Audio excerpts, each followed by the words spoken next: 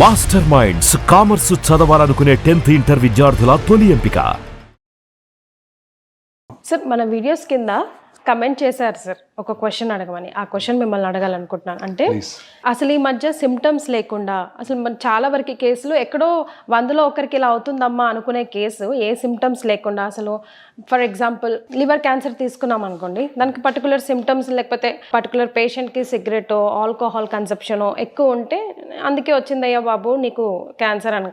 కానీ ఇవేవీ లేకున్నా కూడా he's ending up cancer. Just ఏదో టెస్ట్ చేసుకుందాం, ఫీవరిష్గా ఉంది, ఎంతో డల్గా ఉంది అనుకుంటే క్యాన్సర్ 4th స్టేజ్ అని చెప్తున్నారు. ఎందుకు ఇలా జరుగుతుంది అని డాక్టర్ గారిని question. Cancer is a silent killer.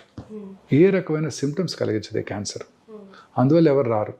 నోట్లో పుండు ఉంటుంది, నొప్పి కలిగించదు. పెరుగుతూ ఉంటుంది, నొప్పి కలిగించదు. బ్లడ్ వస్తుంది, నొప్పి కలిగించదు. వైట్ అండ్ రెడ్ ప్యాచెస్ ఉంటాయి, నొప్పి ఉండదు. అందరూ అశ్రద్ధ చేస్తారు. And commonly effects people belonging to poorer sections of the society. హాస్పిటల్లో రావాలంటే వాళ్ళకు ఒక నొప్పి ఏదో ఉంటే తప్ప రారు వాళ్ళు. దాంతో నెగ్లెక్ట్ అయిపోతున్నారు. హెడేక్ వస్తుంది బ్రెయిన్ ట్యూమర్స్లో. హెడేక్ అందరికీ వస్తుంది. నాకు కూడా ఒకరోజు ఎక్కువ పని చేస్తే హెడేక్ వస్తుంది. పేషెంట్స్ ఎక్కువ చికాకు పడితే హెడేక్ వస్తుంది. ఎక్కువ టైం పని చేసినా ఎవరికైనా హెడేక్ రావచ్చు. విజువల్ డిస్టర్బెన్సెస్ ఉంటే హెడేక్ రావచ్చు. సైనస్ డిస్టర్బెన్స్ ఉంటే హెడేక్ రావచ్చు. అనేక రకాలుగా. But headache is a very common symptom of cancer, especially early morning headache. Early morning కనుక హెడేక్ వచ్చిందంటైతే ఖచ్చితంగా నిద్ర లేవటమే హెడేక్తో నిద్ర లేచినట్టయితే, దట్టు వర్సనింగ్ హెడేక్ ఉన్నట్టయితే అది క్యాన్సర్ కావచ్చు, బ్రెయిన్ క్యాన్సర్ కావచ్చు. ఇలా అనేక రకాలైన సిమ్టమ్స్ మనం అశ్రద్ధ చేస్తాం. స్టమక్ క్యాన్సర్ ఉందనుకోండి, జస్ట్ పొట్టలో గ్యాస్ ఉన్నట్టు ఉంటుంది. చాలామందికి ఉంటుంది.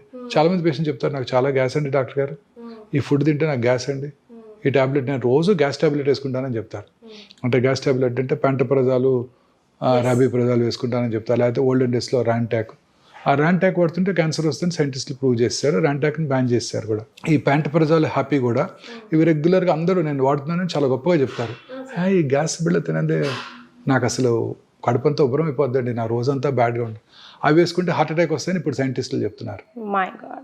సో కడుపులో మంట రావటం, పొద్దున స్పైసీ ఇడ్లీ తిన్నాను, మసాలా దోశ తిన్నాను, దానివల్ల అనుకుంటారు తప్ప ఆ కడుపులో మంట స్టమక్లో ఉన్న క్యాన్సరస్ అల్సర్ వలన అని ఎవరు ఊహించారు కదా. అవును సార్. ఆనందం ఏంటంటే కొంచెం మింగుడు పడకపోవటం, మానని దగ్గు. స్మోకర్స్లో మానని దగ్గు ప్రతి సంవత్సరం ఉంటానే ఉంటుంది.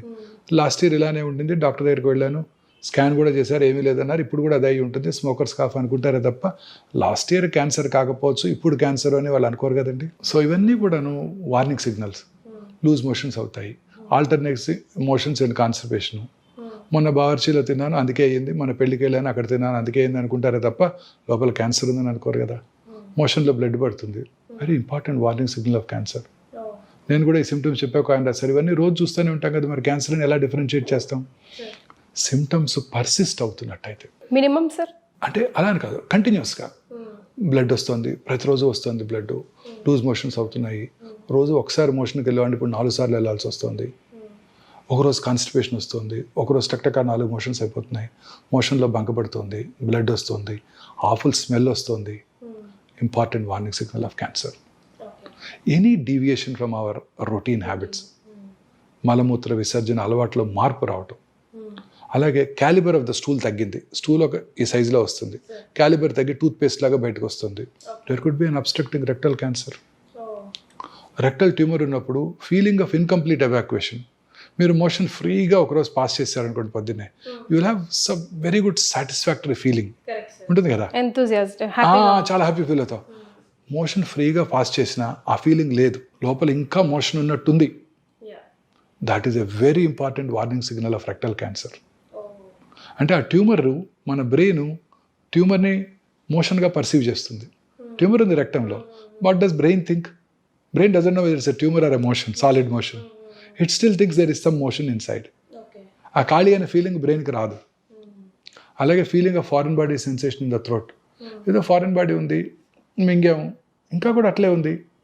That is a very important warning signal of hypopharyngeal cancer. Voice disturbances, బొంగురు పోవటం, స్మోకరు బొంగురు పోయింది, కోల్డ్ వచ్చింది బొంగురు పోయింది.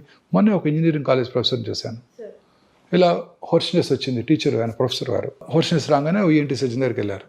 ఈఎన్టీ సర్జన్ గారు పరీక్ష చేసి యాంటీబయాటిక్స్ ఇచ్చారు. కొంచెం రిలీఫ్ ఉండింది. He was happy. మళ్ళీ 1 వీక్ తర్వాత మళ్ళీ అలానే వచ్చింది. మళ్ళీ డాక్టర్ దగ్గరికి ఎందుకు వెళ్ళాలి, ఆయన వేసుకున్నాడు అదే మందులు. అట్లా 4 మళ్ళీ ఈసారి మళ్ళీ ఇంకా ఉండింది. ఈ డాక్టర్ గారి మెడిసిన్ మనకు పడలేదని ఇంకో డాక్టర్ దగ్గరికి వెళ్ళారు. ఆ డాక్టర్ గారు ఏం చేస్తారు, మళ్ళీ ఫస్ట్ కదా ఆయనకి, మళ్ళీ ఆయన ఇంకో యాంటీబయాటిక్ పెట్టారు. అలా ఒక 4 వారాలు 5 వారాలు డిలే అయిపోయింది. స్టేజ్ 1 క్యాన్సర్ స్టేజ్ 3 అయిపోయింది. నేను మొత్తం వాయిస్ బాక్సే తీయాల్సి వచ్చింది ఆయనకి. చాలా కామన్ ప్రాబ్లం ఇండియాలో ఇది. ఒక డాక్టర్ గారు మందులు ఇచ్చినాక తగ్గపోతే వేరే డాక్టర్ దగ్గరికి వెళ్ళిపోతాం. అది చాలా కరెక్ట్ కాదు. కానీ అంత తొందరగా క్యాన్సర్ అనుకోం కదా. అదే డాక్టర్ దగ్గరికి వెళ్ళుంటే ఆయన ఏమనుకునేవారు, నేను యాంటీబయాటిక్స్ ఇచ్చాను అయినా తగ్గలేదు అంటే లోపలేదో మిస్ అవుతున్నాను, ఎండోస్కోపీ చేసి చూద్దాం అని అనుకునేవారు. ఎండోస్కోపీ చేసి ఉండేవారు, పట్టుకునేవాళ్ళు. అట్లీస్ట్ ఫస్ట్ స్టేజ్లో బయటపడేది. ఇది చాలా కామన్ ప్రాబ్లం అండి ఇండియాలో. ఇది మనం ఒక టెస్ట్ చేసామనుకోండి, కమర్షియల్ డాక్టర్ గారు అనుకుంటారు. ఈ మధ్య నాకు ఒక మంచి ఇన్సిడెంట్ జరిగింది. నాకు బాగా తెలిసిన ఆయన కొంచెం స్టమక్ క్యాన్సర్ లేట్గా వచ్చారు. ఏంటండి నేను మీకు తెలుసు కదా, ఏంటి సిమ్టమ్స్ అన్నీ మనకి ఆబ్వియస్గా ఉన్నాయి కదా, ఎందుకు లేట్గా వచ్చారన్న. He was very unhappy and I was very angry. లేదండి నేను గ్యాస్ట్రోఎంట్రాలజిస్ట్ని విజిట్ చేస్తూనే ఉన్నాను, వాళ్ళు పట్టుకోలేదన్నాడు. చూశాను ఆ గ్యాస్ట్రోఎంట్రాలజిస్ట్ ఎవరంటే నా క్లోజ్ ఫ్రెండ్. సరే ఈయన వెళ్ళిపోయినాక ఆయన ఫోన్ చేశాను, బ్రదర్ ఇలా నేను తిట్టుకుంటున్నాడు ఇప్పుడు అని. Immediately he told me, good nothing to worry. ఏమన్నాను, నేను ఓపీకి వచ్చేసరికి 20 మంది ఉంటారు, ప్రతివాడు ఒకటే కంప్లైంట్, గ్యాసు కడుపులో మంట. వచ్చిన ప్రతి వారికి నేను ఎండోస్కోపీ చేశానంటే డాక్టర్ గారు పక్కా కమర్షియల్ గొట్టం వేసి 3,000 తీసుకున్నారంటాడు. సో ఫస్ట్ మెడిసిన్స్ రాస్తాను, తగ్గలేదు రెండోసారి వస్తారు, మార్చి రాస్తాను, ఇంకా తగ్గలేదంటే అప్పుడు ఎండోస్కోప్ వేస్తాను. మనకి ఎంత అనుమానంగా ఉన్న ఒక టెస్ట్ రాయాలంటే భయంగా ఉంటుంది. ఈ trust between doctor and patients has gone. Why is that happening sir nowadays? కానీ చాలా చోట్ల కూడా ఇది ఒక నిజంగా please accept sir. See madam, there are black sheep everywhere. పాలిటీషియన్స్లో కానీ, డాక్టర్స్లో కానీ, లాయర్స్లో కానివ్వండి, జర్నలిస్ట్లో కానివ్వండి. So health is something which you can't afford to miss. ఒక్క టెస్ట్ ఎక్స్ట్రా రాయాలంటే భయంగా ఉంటుంది. చాలాసేపు కన్విన్స్ చేసి రాయాల్సి వస్తుంది, ఎంతో కన్విన్స్ చేసి రాయాల్సి వస్తుంది.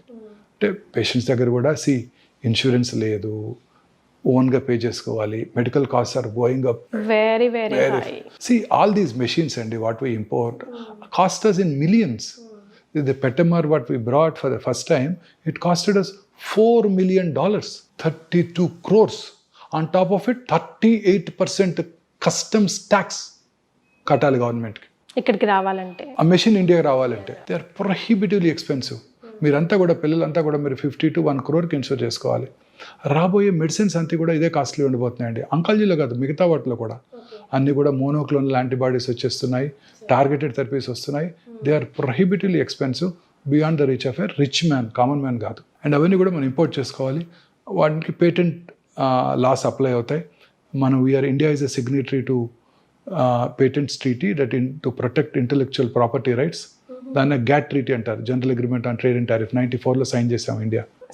సో అందువల్ల ఆ మాలిక్యూల్స్ని మనం తయారు చేయకూడదు. సో ఫస్ట్ 10-15 years వాళ్ళు ఎంతకి వాళ్ళు ఇస్తే అంత కొనుక్కోవడమే మనం. సో అందువలన ఈ హెల్త్ కేర్ కాస్ట్ బాగా పెరిగిపోతున్నాయి అన్నమాట. సో అలాగే క్యాన్సర్లో కూడా ఇంకా అనేక రకాలైన మనకి ప్రివెంటివ్ మెజర్స్ ఉన్నాయండి క్యాన్సర్లో. లైఫ్ స్టైల్ ఫ్యాక్టర్సే కాకుండా ఇంకా చాలా ఉన్నాయండి. ఫర్ ఎగ్జాంపుల్ అందులో ముఖ్యమైనది జెనెటిక్ ఫ్యాక్టర్స్. యాంజెలినా జోలీ పేరు విన్నారు కదా, మిస్ యాంజెలినా జోలీ. 2011లోనే అంటే 13 years బ్యాక్ వారు 2 బ్రెస్ట్లు 2 ఓవరీలు తీయించేసుకున్నారు. She was positive for BRCA1 BRCA2 mutations, gene mutations positive ఉండబట్టి. ఏ ఏజ్ లో చేసుకోవాలి సార్ అట్లా టెస్ట్లు మనం? అదే దానికి డెఫినెటివ్ ఇండికేషన్స్ ఉన్నాయి. Hereditary breast ovarian cancer syndrome, ఆ 2 పాజిటివ్ ఉంటే 100% బ్రెస్ట్ క్యాన్సర్ వస్తుంది, 90% ఓవేరియన్ క్యాన్సర్ వస్తుంది. సో ముందే తీయించేసుకున్నారు. దట్స్ బెటర్ అంటారా సార్? సజెస్టబుల్.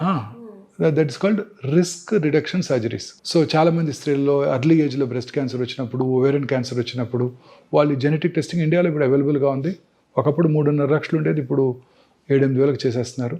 చేయించుకోవడం ద్వారా ఆ క్యాన్సర్ అవటాన్ని, ఈ జన్యుపరమైన మ్యూటేషన్ ఈ స్త్రీలో ఉందా లేదా తెలిసిపోతుంది.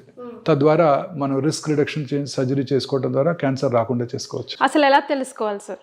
మన జీన్లో ఉందా లేదా? Blood test, simple blood test. Okay, ఆ అనుమానం అసలు ఎప్పుడు రావాలి? ఇప్పుడు నేనున్నాను, నాకు అనుమానం అంటే ఇండికేషన్ మీకు మీ దగ్గర ఫ్యామిలీలో మీ own family members, first degree రిలేటివ్స్లో ఓవేరియన్ క్యాన్సర్ పేషెంట్, ఎంగేజ్లో ఓవేరియన్ క్యాన్సర్ రావటం, ఎంగేజ్లో బ్రెస్ట్ క్యాన్సర్ రావటం, బైలేటరల్ బ్రెస్ట్ క్యాన్సర్ రావటం, మేల్ బ్రెస్ట్ క్యాన్సర్ రిలేటివ్ ఉండటం.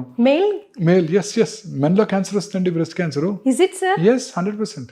నేను ఎక్కడో చదివాను కానీ అనుకున్నాను. లేదండి, మగవాళ్ళు కూడా బ్రెస్ట్ క్యాన్సర్ వస్తుంది. మన దగ్గర ఉన్నాయా sir? So many cases. Oh my god. Breast cancer రావడానికి ముఖ్యమైన రిస్క్ ఫ్యాక్టర్ ఫెమినైన్ జెండర్.